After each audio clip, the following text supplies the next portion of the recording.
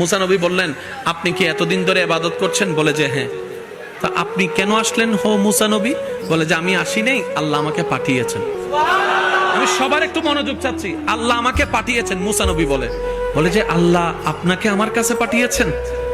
আল্লাহ আপনাকে আমার কাছে পাঠিয়েছেন? নিশ্চয় কোনো তো সংবাদ আছে, একটু বলুন না কি সংবাদ। বলে যে তুমি যে এত বছর ইবাদত করছো, আল্লাহ পাক তোমাকে জানাই দিতে বলেছেন তোমার এক সেকেন্ডের ইবাদত আল্লাহ পছন্দ করে নাই, এক সেকেন্ডের ইবাদত আল্লাহ কবুল করে নাই, এক সেকেন্ডের ইবাদত আল্লাহ নিজের কাছে রাখে নাই, এক সেকেন্ডের ইবাদত আল্লাহ তোমার কবুল করে নাই। এই কথা বলতে দেরি ওই আশেক শুনেই পাগলের মতো খুশিতে লাফানো শুরু করছে। মুসা নবী ওনার অবস্থা দেখে বলে, তুমি কি পাগল হয়ে গেলা? আরে ইবাদত করেছো, পরিশ্রম করেছো, পারিশ্রমিক যদি না পাও কান্নাকাটি করো, রাজি করানোর চেষ্টা করো, এ না করবা, তুমি খুশিতে লাফাচ্ছ, ব্যাপার কি?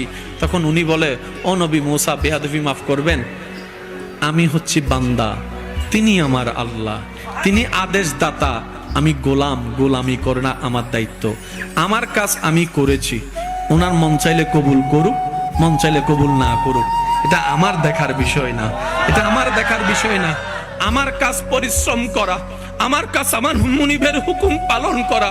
উনি বলেছেন ইবাদত করো, সাধ্যমতো চেষ্টা করেছি ইবাদত করার জন্য, কবুল করলো ওনার ইচ্ছা, না করলো ওনার ইচ্ছা। তবে আমি কেন এত খুশি হয়েছি জানেন? আমি কেন এত খুশিতে আত্মহারা হয়েছি জানেন? বান্দার তো কোনো অভাব নাই, ইবাদতকারীর তো কোনো অভাব নাই।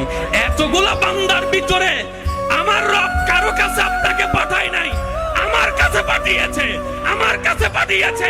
তার মানে আমার রবের রহমতের নজর আমার দিকে আছে। এর চাইতে বড় পাওয়ার কি হতে পারে বলেন? সুবহানাল্লাহ।